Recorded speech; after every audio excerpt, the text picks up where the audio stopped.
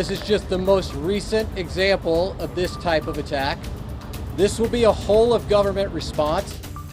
Breaking news at noon as we cover the latest from this morning's deadly shooting at an ICE facility in Dallas, Texas. What we know about the victims and the shooter. Our top local story, a murder suspect on the loose after he was mistakenly let out of jail. Details on the paperwork mix-up that led to his release. And later. Just keep this in the back of your mind as something to watch out for. Police with a warning for local shoppers after a string of credit card skimmers turned up at several stores in the Portland area. What to look for and how to protect yourself. KGW News at noon starts right now. There will be no resource not utilized to bring all those individuals who are responsible to bring them to justice and to hold them accountable. At least 2 people detained at an ICE facility in Dallas, Texas were killed and another was injured during a shooting this morning.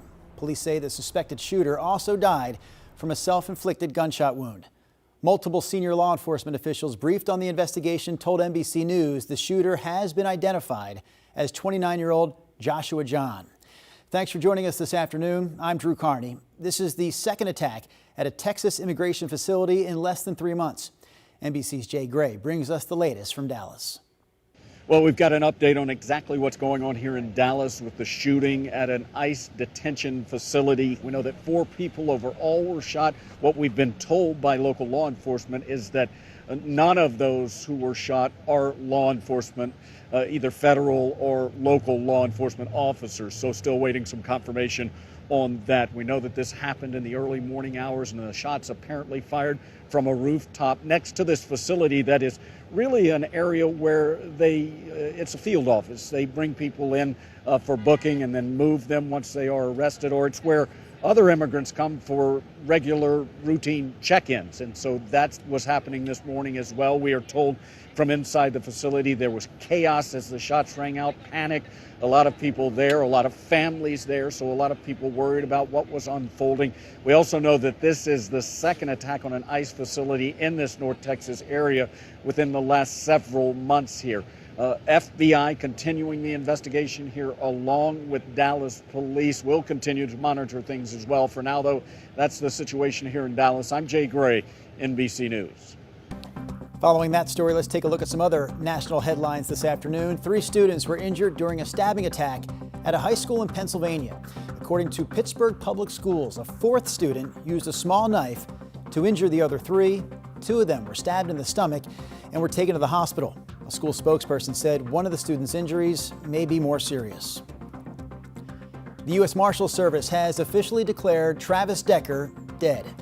Investigators had been searching for Decker since late May after he was accused of killing his 3 young daughters in central Washington. Last week, remains believed to be Decker's were found near Leavenworth, less than a mile from where his daughters were found. Meanwhile, the Chelan County Sheriff's Office says it's still waiting for DNA confirmation from the state crime lab before it closes the case. Hundreds of federal employees who lost their jobs earlier this year as part of the Trump administration's federal spending cuts are now being offered their jobs back. The General Services Administration, which manages federal buildings, told the workers they had until the end of this week to accept or decline the offer. Anyone who accepts will go back to work on October 6th. According to government data, sales of new single-family homes unexpectedly surged by nearly 21% last month, reaching the highest level for new home sales in the U.S. since January of 2022. Analysts point to lower mortgage rates for the surge, along with aggressive efforts by home builders to increase available inventory. And that's a look at some of today's national headlines. All right, we do have some local headlines to get to as well, but before we go there, we check in with that guy right there. Rod Hill in the Weather Center. What are you looking at there, Rod? I'm looking out the window. I see that. I want to verify that the weather is under control. We have ourselves a beautiful day today. This is going to be the second of a back-to-back 80-plus degree kind of summertime afternoon weather for you as we get rolling into the 1, 2, 3, and 4 o'clock hours. We are perfectly clear as we expected ourselves to be, and we are at 72 degrees after being down into the 50s this morning, so really nice. A little murkiness, if you will, on the camera lens, but after some shallow fog, this is basically clear from our Snook Winds Casino Resort camera in Lincoln City. Now, the coast is the one spot that's running cooler than yesterday. Yesterday it was an east wind. Today it's more of a northwest wind. So you're at 60 right now. You'll probably hold under 70 today. And here's our state capital. A little bit warmer than Portland by a couple degrees, 74 degrees. And I wanted to check in on the Oregon Veterans Home camera out in the Dalles. This is improved sky condition visibility in terms of what was really smoky haze from wildfire smoke yesterday has improved quite a bit. So we've been noticing that air quality is still being reported as moderate. But here's Portland, gorgeous sunshine, 85 degrees expected at 4 p.m. Will still be clear and 76 at 8 o'clock. Our 7-day does include rain and growing confidence of maybe 2 or 3 days of some decent rainfall. That's coming up in my complete weather. Drew?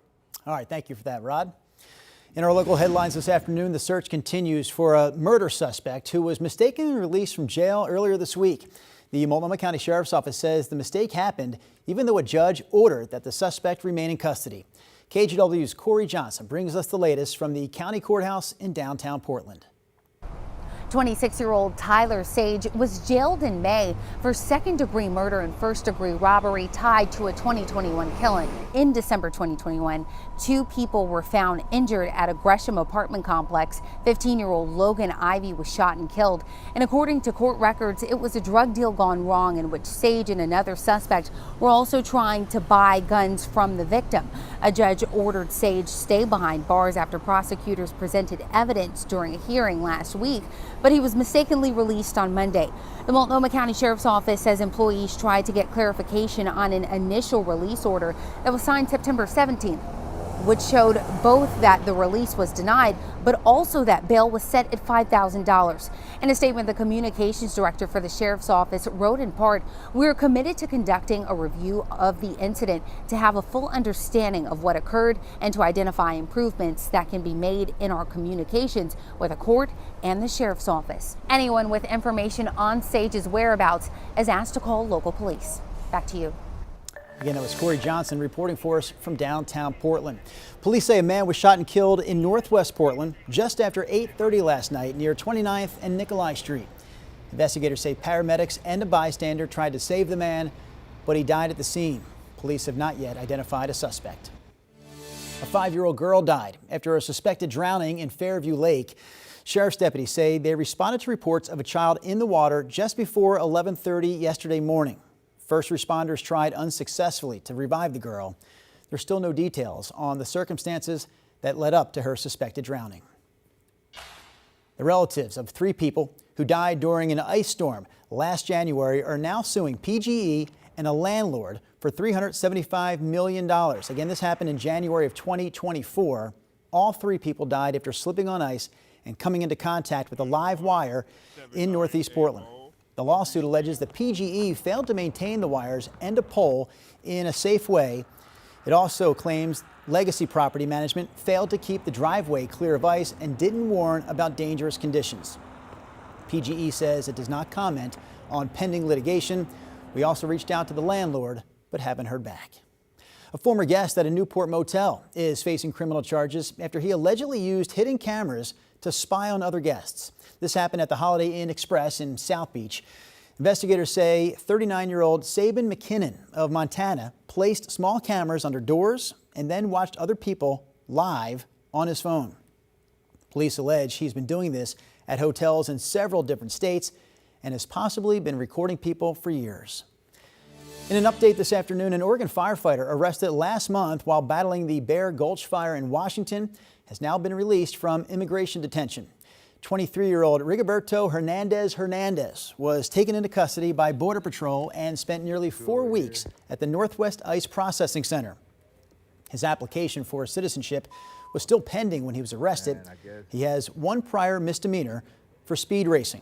He was released yesterday and is now back home here in Oregon.